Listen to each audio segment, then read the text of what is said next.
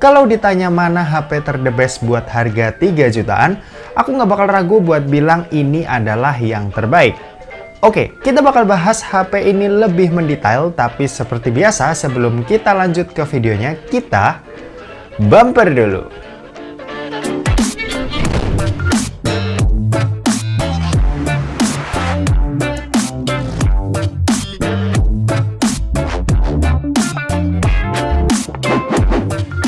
So halo guys, balik lagi sama Kuliah Sore. Oke, sebelum lanjut ke videonya, buat kalian yang doyan dengan konten-konten berbau teknologi atau gadget, kalian bisa pertimbangkan buat subscribe channel ini dan jangan lupa buat aktifin lonceng notifikasinya supaya kalian nggak ketinggalan berita-berita update dari Kuliah Sore. Oke, ini adalah Redmi Note 10 Pro, smartphone kelas mid-range yang nagih banget nih buat dibeli. HP ini sendiri aku dapetin ya di hari pertama penjualannya di Mi Store tanggal 6 kemarin. Buat varian warna, ini tersedia warna Glacier Blue kayak yang aku pegang sekarang. Terus ada Onyx Grey dan yang terakhir ada Gradient Bronze yang sebenarnya aku ngincer itu ya. Cuma saat itu Mi Store-nya nggak ready. Terus kalau buat harganya ini sendiri ada dibagi dua, yaitu Rp3.599.000 buat varian 6/64GB dan Rp3.999.000 buat varian tertingginya yaitu 8/128GB. Buat desain ini aku suka banget ya, desainnya fresh dan kelihatannya ini serius banget dibuat sama Xiaomi. Di sini feel di genggamannya itu berasa megang HP flagship. Bodinya terbuat dari kaca Gorilla Glass 5 yang kalau dipegang ini lembut banget.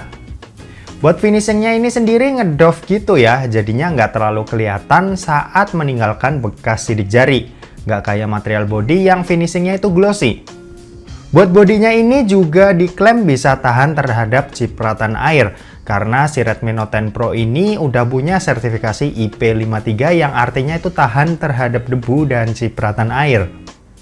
Buat modul kamera ini desainnya juga cakep. Di sini desainnya kelihatan ada satu buah kamera yang diameternya gede. Jadi berasa HP yang pro banget buat hasil fotonya. Oh ya, di sini juga terdapat dua bump yang kalau kita lihat dari samping ini bakal kerasa tebel banget. Buat di sebelah modul kameranya ini ada bagian buat sensor NFC ya, yang kayaknya adalah sebuah fitur wajib buat HP harga 3 jutaan. Kalau buat framenya, si Redmi Note 10 Pro ini pakai material plastik yang warnanya ini mengikuti warna bodinya.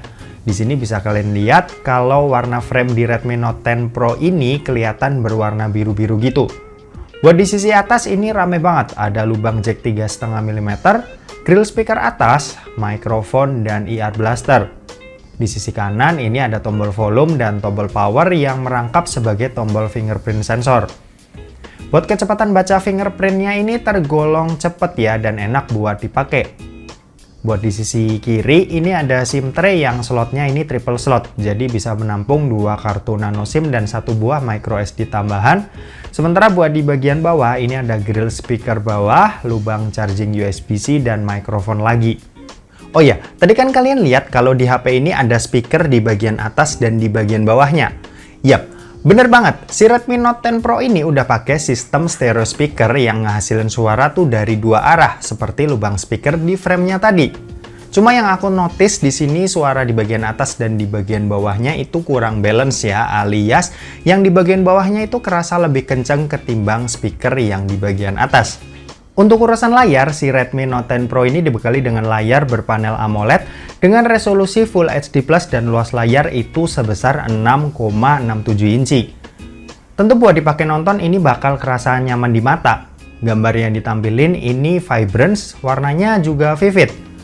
Apalagi fitur HDR10 yang biasanya disematkan di HP-HP flagship itu dibawa ke sini. Jadinya kualitas gambar atau hasil videonya ini udah the best banget lah buat HP harga 3 jutaan. Terus kalau dipakai buat main sosial media kayak stalking mantan itu udah dijamin enak pol. Soalnya si Redmi Note 10 Pro ini udah dibekali dengan refresh rate layar itu sebesar 120Hz yang gerakannya ini smooth banget.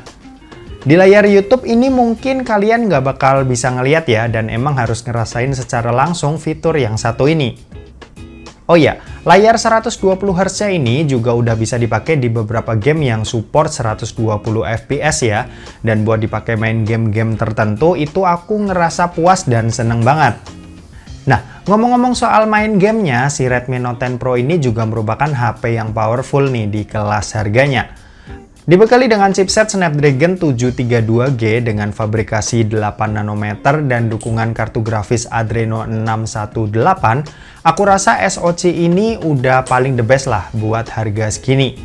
Dipakai buat kebutuhan kayak main Instagram, balas chat WA, atau sekedar foto-foto doang, ini mah kerjaan yang gampang buat HP ini. Terus kalau dipakai buat main game kayak Mobile Legends, ini udah aman banget. Settingan ultra dengan high frame rate mode on ini udah bisa kita dapetin di sini dan nyaman banget. Terus kalau buat main PUBG Mobile ini kita bisa dapetin settingan smooth ultra atau HD high yang kalau dipakai ini juga aman-aman aja tanpa nemuin frame drop yang signifikan selama permainan. Oh ya, buat gyroscope-nya buat yang nanyain ini aman ya, aku udah coba dan hasilnya ini responsif banget. Dan terakhir, kalau buat dipakai main Genshin Impact, ini kita udah bisa dapetin settingan default di low. Saat dipaksa ke settingan highest, ini bakal drop frame-nya dan nggak nyampe 40-an. Aku saranin sih buat kalian yang mau mainin game ini pakai di grafik lowest aja, tapi set frame rate-nya ke 60 fps, karena bakal kerasa lebih stabil dan lebih mulus. Nah, kalau buat masalah daya tahannya, si Redmi Note 10 Pro ini dibekali dengan baterai berkapasitas 5020 mAh. Aku udah nyoba ya buat pakai seharian dan ini 5000 mAh-nya tuh terhitung awet meski ya nggak awet banget. Buat kebutuhan standar pemakaian tanpa kegiatan ekstrim ini bisa nyisain baterai 15-20% kalau dipakai sampai malam.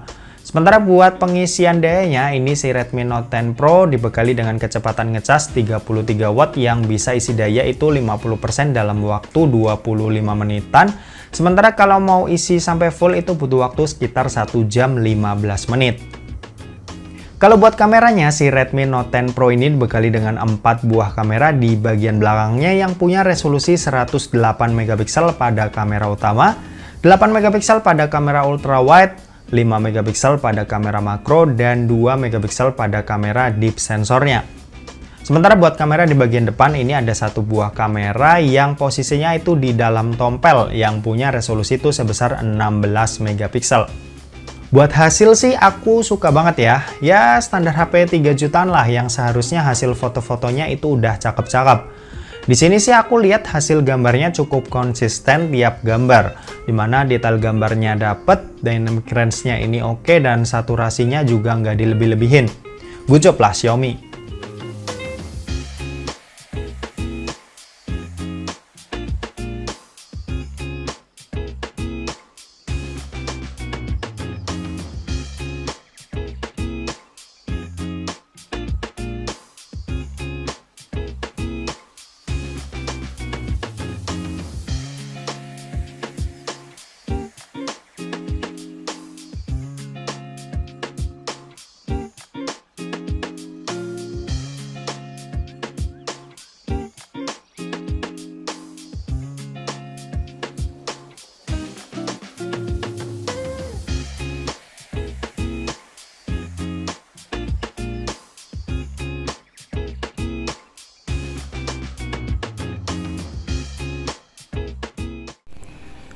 Oke, ini adalah perekaman video kamera belakang dari Redmi Note 10 Pro.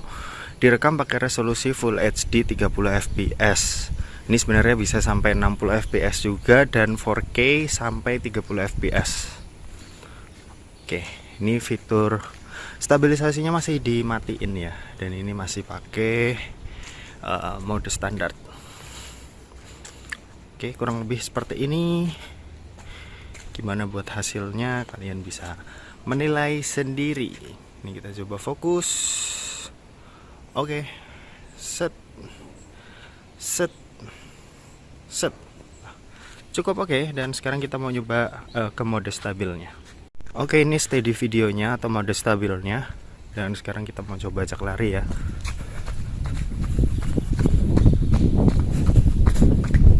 Oke, kurang lebih seperti itu buat hasilnya kalau kita pakai mode steady-nya. Gimana menurut kalian? Ini kalau kita pakai mode steady gambarnya agak sedikit ngezoom ya. Oke. Set. Miss fokus. Yep, agak lama ya. Ya ini bukan video buat jarak dekat sih kalau mode stabil gini. Oke, kita pindah ke kamera depan. Oke, kalau ini perekaman video kamera depannya dari Redmi Note 10 Pro, direkam pakai resolusi Full HD 30 fps dan maksimal ini ya, nggak ada pilihan 60 fps atau 4K. Oke, kurang lebih seperti ini kalau dipakai buat jalan biasa. Sekarang kita mau balik. Oke, ini rambutku masih lemes ya karena habis keramas. Oke lah, biarin, kita coba buat lari. Oke, kurang lebih kayak gitu buat hasilnya. Kalian bisa nilai sendiri. Yuk.